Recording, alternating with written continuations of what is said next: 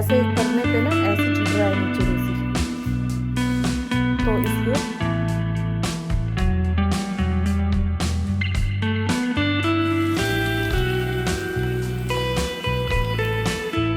काम ना करते हैं जैसे पूरे पूरे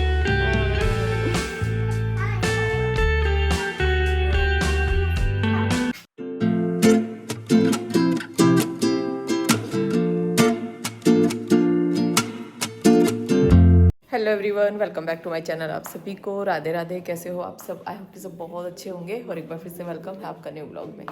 तो जी शाम का टाइम हो रहा है, शाम के बजे हुए हैं 4:15। और आज मुझे बालों के लिए जो आंवले वाला तेल बनाना है ना, वो भी दिखाऊंगी आपको बना के। तो उसके लिए आपके कमेंट भी हैं कि दीदी वो तेल कैसे बनाते हैं, हमारे साथ शेयर करना, तो वो भी दिखाऊंगी। और अभी किचन में मतलब कुछ काम देखिए फैला पड़ा है, ये देखिए, इसे करूँगी मैं बाद में। अभी पहले बहुत सारे मेरे अधूरे काम पड़े हैं, मतलब जो कि रज़ाई हैं और कुछ कंबल हैं जो मुझे रखने थे, लेकिन वही कभी कुछ जैसे होता रहता है ना, तो हो ही रहा है यार। अब कुछ टाइम से तो ऐसे ही चल रहा है, लेकिन मैं कुछ भी ना नहीं कर पा रही थी ऐसा काम। तो अभी पतिदेव आ जाएंगे तो ये रज़ाई है, इसको भी रखूँगी। दोनों मतलब तीनों रूम की जो रज़ाई है ना, उनको कवर निकालूंगी। इसके बेड के अंदर रखे हुए हैं, तो इनको रखेंगे अंदर। और कुछ गर्म कपड़े हैं अभी जो कि बैग में लगा के मुझे रखने हैं। अभी तक ना मैं कुछ गर्म कपड़े भी पहन ही रही थी, तो गर्म बनियान वगैरह, इनर वगैरह जो होते हैं वो सभी पहने ही जा रहे थे। और यहाँ पे अभी मैंने देख रहा है ये टीवी, यही कुछ जानकारियाँ लेता रहता है। ये तो पता नहीं जीके का ही पता नहीं क्या क्या चलाता रहता है, तो इसका बड़ा ही इंटरेस्ट है इन चीज़ों में। मतलब जीके इसकी बहुत ही ज़्यादा अच्छी है। तो यहाँ पे अब मैं आ गई बच्चों के रूम में। तो ये देखिए बच्चों की भी रजाई अभी ऐसे ही है, मतलब कुछ भी अभी कोई भी गर्म चीज़ ना रखी नहीं गई है। मतलब हाँ, जो खास कपड़े थे जो कि बहुत ज़्यादा मोटे हैं, जो नहीं पहने जा रहे थे ना, जैकेट वगैरह, वही रखे थे। और ऊपर अभी गेहूँ सूख रहे हैं, तो गेहूँ पहले रख के आऊँगी क्योंकि धूप भी चली गई है।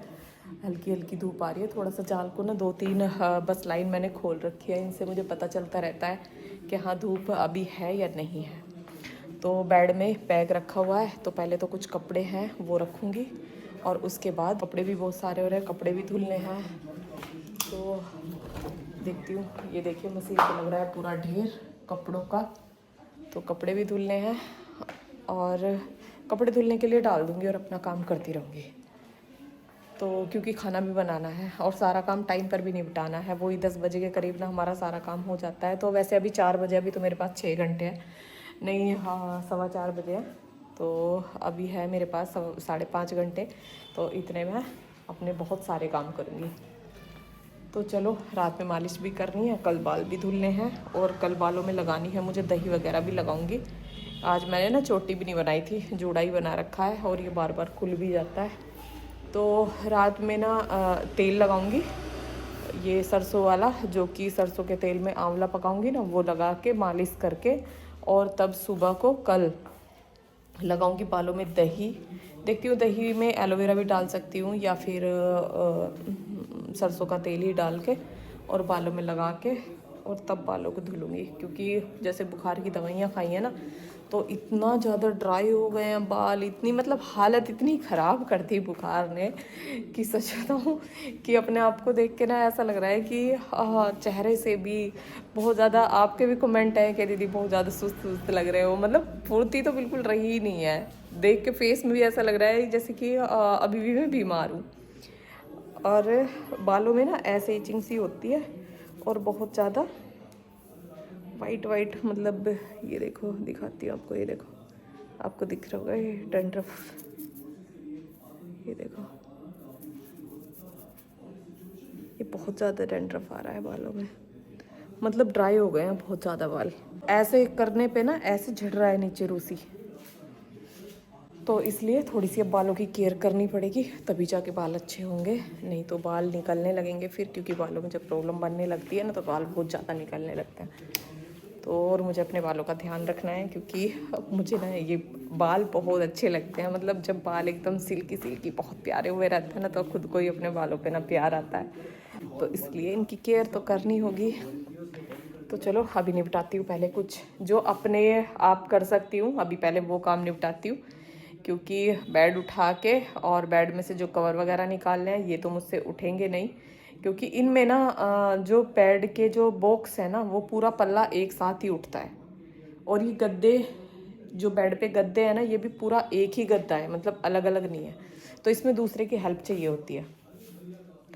तो अभी मैं जो सा बेड उठा सकती हूँ अभी उसका काम करती हूँ। पहले कपड़े लगा देती हूँ, तो चलो करती हूँ काम स्टार्ट। पहले आ जाते हैं इस रूम में। इसमें बंधी हुई रखी है हमारी कपड़ों की गठिया, जो कि कुछ कपड़े प्रेस होके आए हैं, तो इनमें जो भी गर्म कपड़े हैं ना वो सारे निकाल लेती हूँ और उनको रख देती हूँ अंदर उठा के। तो यहाँ पे गरम कपड़े मैं एक साइड रख लूंगी और ठंडे कपड़े एक साइड रख लूंगी। अभी यहाँ अपने अपने कपड़े अलमारी में लगाओ फटाफट। अपने अपने कपड़े लेके जाओ अलमारी में लगाओ। भाई के लेके जा, भाई तो यहाँ है नहीं। मेरे कितना और गर्म कपड़े में सारे अब रखे हैं क्योंकि अभी इनकी जरूरत नहीं है। सूर्य के ऊपर वगैरह ये तो चले गए अभी, वो तो पहनेगा। ये भी मेरी है। काउंटिंग हो गई है ना। ये भी मेरी है। कितने किसके हैं?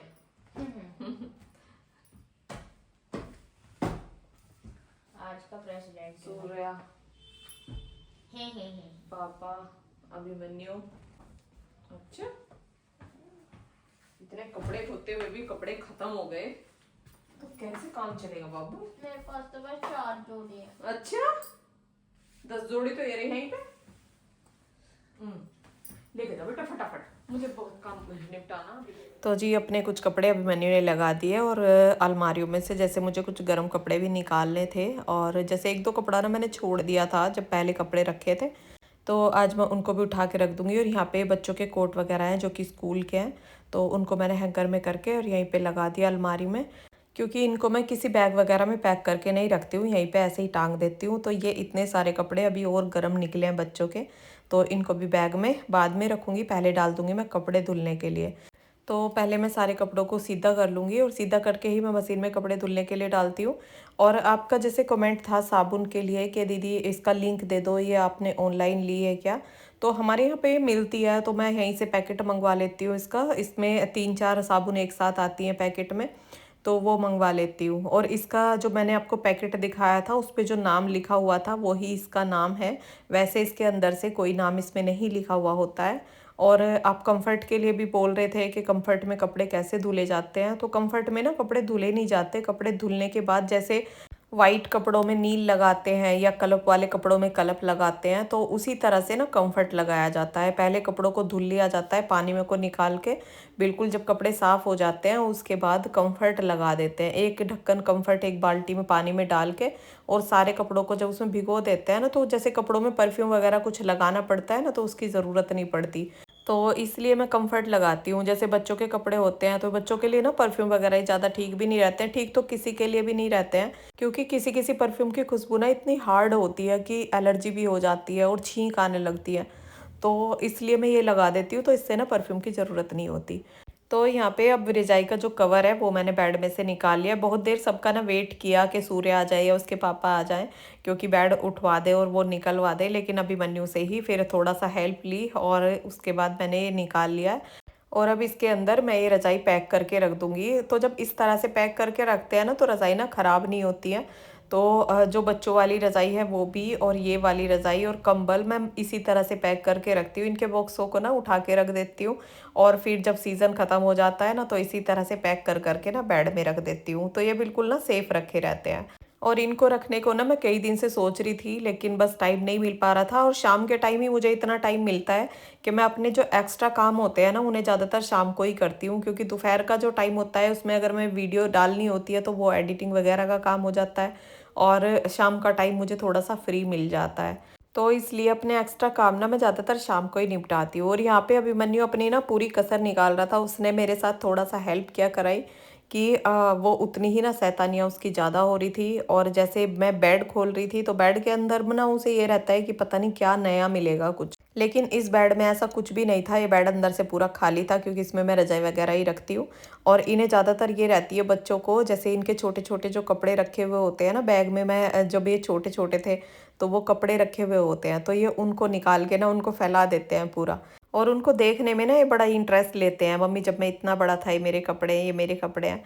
तो इसलिए बेड खोलने के लिए बहुत जल्दी भागते हैं। तो यहाँ पे ये देखिए एक पल्ला ना इसका पूरा खुल जाता है और इसके अंदर ये स्टैंड दिया हुआ है। तो जैसे हम बॉक्स को खोलते हैं ना तो स्टैंड से लगा के इसको ऐसा खड़ा कर देते हैं और कितना भी सामान फिर इसके अंदर भर लो तो दूसरे की ज़रूरत नहीं होती फिर कि कोई पकड़ के खड़ा होगा तब हम सामान लगाएंगे। तो इसमें ये फ़ायदा होता है। और आप बेड के लिए सोफ़े के लिए जैसे पूछ रहे थे कि आपने घर पे बनवाए थे या बाहर से बने बनाए लिए थे, तो मैंने कुछ भी ना घर पे नहीं बनवाया था। जो आपने देखा है ब्राउन वाला सोफ़ा है ये तो मेरी शादी का है, और जो अंदर वाइट सोफ़ा डला हुआ है वो बना हुआ लिया था, बना बनाया।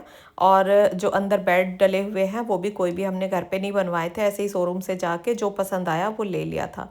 और इनके गद्दे भी इनके साथ ही आए थे और गद्दे भी बहुत अच्छे निकले हैं। बच्चों के बेड का गद्दा तो अब जैसे 12 साल हो गए हैं तो वो थोड़ा सा एक साइड से ना थोड़ा दबा दबा सा हो गया है। और जो दूसरा बेड है जिसमें मैं अभी रजाई रख के आई हूँ ना उसका गद्दा तो अभी बिल्कुल नए जैसा है।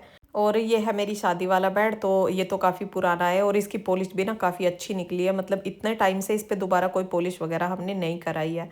और यहाँ पे अब ये कपड़े भी मैं उठा के रख दूँगी। ये कपड़े ना यहाँ पे मैंने तय लगा के एक साइड रख दिए थे कि इनको बाद में रखूँगी।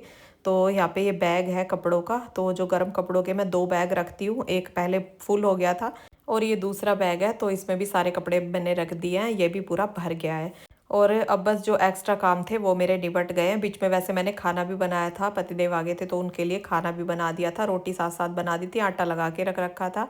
और अभी मुझे अपने बालों के लिए तेल बनाना है, तो सूर्य भी आ गया है, उसको मिली है ट्रॉफी। भाई की ट्रॉफी को लेकर डांस हो रहा है अभिमन्यु का। वो दुपट्टा सा बड़ा प्यारा लग रहा, वाह।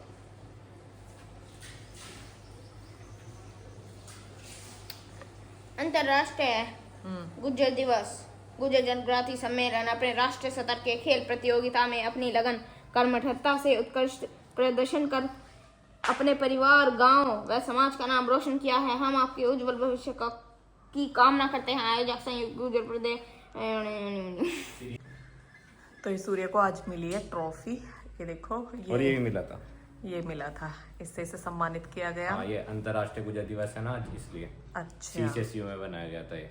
अच्छा, सभी खिलाड़ियों को सम्मानित किया गया जितने प्लेयर है जो नेशनल प्लेयर। हाँ। अच्छा, थोड़ा सा और छोटा होता है ना, बड़ा प्यारा लग रहा, लेकिन छोटा तो है। सही है, कैसा लग रहा? नाइस। थोड़ा सा और चौड़ा सा होता है ना, ये पीछे से ना बहुत छोटा आ रहा, यहाँ तक आता। मुझे तो इस तरह के जयपुरी दुपट्टे बड़े पसंद है यार। ये सभी को मिले थे? हाँ, जो नेशनल प्लेयर है ना सब उनके गले में डाल लेते हैं, ट्रॉफी देती है। अच्छा, अच्छा लग रहा है तो, हल्का सा, बिल्कुल हल्का फुल्का। तो चलो बढ़िया, बधाई हो। तो यहाँ पे ये सूर्य को ट्रॉफी मिली थी तो अभिमन्यु से लेके ना नाच रहा था और बहुत ही मतलब खुशी से झूम रहा था। और फिर आ गई थी मैं किचन में। पहले मैंने उसके लिए खाना बनाया क्योंकि जब वो बाहर से आता है ना तो उसे भूख लगी हुई आती है, तो पहले मैं खाने का काम निपटाती हूँ। और अब आमलों को पहले मैंने बारीक बारीक काट लिया है। यहाँ ले लिया है 1 कप सरसों का तेल, इसको डाल दिया कढ़ाई में, गैस मैंने ऑन कर दिया है। और अब मैं इसमें डाल दूँगी ये आंवला, और इन आंवलों को ना तब तक पकाऊंगी जब तक कि ये ब्राउन ब्राउन नहीं हो जाएंगे, तब तक पकाऊंगी। ये 8 आंवला मैंने लिए थे, लेकिन जो कट किए हैं वो सिर्फ 6 आंवले मैंने कट किए हैं क्योंकि बहुत सारे हो गए थे। आंवले काफ़ी अच्छे आ रहे हैं, मोटे मोटे आंवले थे, तो मैंने सोचा 1 कप तेल में ना 6 आंवले काफ़ी रहेंगे क्योंकि काटने के बाद बहुत सारे हो गए थे। तो यहाँ पे अब उनको मैंने तेल में डाल दिया और धीमी आंच कर दी है, और धीमी धीमी आंच पे ही मैं उनको पकाऊंगी। और इधर बन रहा है हमारा घी भी मैंने बनने के लिए इंडक्शन पे रख दिया था, तो इधर ये भी होता रहेगा और इधर ये मैं तेल पका लूँगी। रात में करनी है मुझे बालों में मालिश और कल मुझे बाल धुलने हैं। और इस तेल के लिए आपके कमेंट आ रहे थे कि दीदी हमारे साथ भी वो तेल शेयर करना जो आप बनाएंगे। तो अब मेरा तेल ख़त्म हो गया था और मुझे बनाना था, तो मैंने सोचा आपके साथ शेयर करती हूँ। इसको मैं इकट्ठा बना के रख लेती हूँ। 1 कप तेल में ही मैं यह आंवला डालती हूँ, तो जब तक ये तेल चलता है तब तक चल जाता है, फिर दोबारा से बना लेती हूँ। और इस तेल को लगाने के ना बड़े ही फ़ायदे होते हैं। जब हम रात में इसकी मालिश करते हैं ना, तो आंवला से बाल मजबूत होते हैं। आंवले में विटामिन सी होता है, जो कि हमारे बालों की ना जड़ों को मजबूत करता है, बाल टूटते नहीं हैं। और जैसे बालों में डैंड्रफ हो जाता है, बालों में खुजली होती है और डैंड्रफ ऐसे झड़ता है, अब मेरे बालों में ना इतना ज़्यादा हो रहा है, जैसे मैंने बुखार की दवाइयाँ खाई हैं ना, पता नहीं उससे इतना ज़्यादा डैंड्रफ हो गया है कि बहुत ही ज़्यादा। तो इसकी मैं रात में मालिश करूँगी तो डैंड्रफ, खुजली उसमें ना राहत मिलेगी और बाल चमकदार बनेंगे, क्योंकि ये ना बालों को मॉइस्चराइज करता है। और जब हमारे बाल रूखे रूखे रहते हैं ना, तो उनमें चमक नहीं आती है। जब बालों में मॉइस्चराइज हो जाता है ना, तो उसके बाद उनमें चमक आ जाती है। तो अभी हमारा आंवला तेल हो गया है बनके तैयार, और मैं इतने ना किचन में ही काम करती रहती हूँ, क्योंकि उनके ना जलने का डर रहता है। थोड़ी थोड़ी देर में उसको देखना पड़ता है, धीमी धीमी आंच पे पकाना होता है, एकदम से तेज करके इसको कभी भी ना पकाएं। और यहाँ पे इतने में कपड़े सुखाने के लिए आ गई थी, क्योंकि इतने वो ठंडा होगा, तो मैंने सोचा इतने कपड़े सुखा देती हूँ। कपड़े भी हमारे धुल गए थे। और यहाँ पे ये तेल भी ठंडा हो गया है, तो ये मैंने प्लास्टिक का एक बाउल लिया है, इसी में ही मैं करके रखती हूँ हमेशा। और ये छन्नी ली है, तो ये छन्नी ना थोड़ी सी मोटी है, जो बारीक वाली छन्नी होती है ना, वो मैंने नहीं ली है, क्योंकि उसमें को ना सही से निकलता नहीं है, तेल भी ना थोड़ा सा गाढ़ा हो जाता है। तो ये मोटी वाली छन्नी मैंने लेके इसमें को मैंने इसे छान लिया है। और अभी ये हल्का सा गुनगुना है, और अब इससे मैं अपने बालों में मालिश करूँगी। और उससे पहले जो घी भी हमारा बनने के लिए मैंने रख दिया था ना, एक साइड घी बन रहा था, तो ये गाय का घी है। और जो मक्खन होता है ना, उसको इकट्ठा करके उसके बाद मैं 15 दिन में, 20 दिन में एक बार मैं इससे ये घी निकाल लेती हूँ। इसके लिए भी आपका कमेंट आया था कि दीदी आप घी कैसे तैयार करते हैं। तो इसमें कुछ नहीं करना होता, बस इसमें थोड़ा सा ये ध्यान रखना होता है, अगर घी नीचे लग जाता है ना, तो घी में एक जले वाली स्मेल आने लगती है। तो इसको बीच बीच में मैं चला देती हूँ, और हल्की आंच पे ही इसको धीमे धीमे ही से पकाती हूँ, एकदम तेज आंच पे नहीं पकाती। और ये मक्खन से निकला हुआ घी है, जो कि मलाई से निकालते हैं ना घी, ये वो नहीं है। जो कि मैं मट्ठा भिगोती हूँ, तो मट्ठे से जो मक्खन निकलता है ना, उससे ये घी तैयार किया हुआ है। और अब यहाँ पे अब करूँगी मैं अपने बालों में मालिश। सभी कामों से मैं हो गई हूँ फ्री, और उसके बाद ही मैं मालिश करती हूँ जब मैं सोने के लिए जाती हूँ। तो बालों में जब मालिश करते हैं ना, तो खुद ही बहुत अच्छा लगता है, और अगर कोई दूसरा करे ना, तो नींद सी आने लगती है।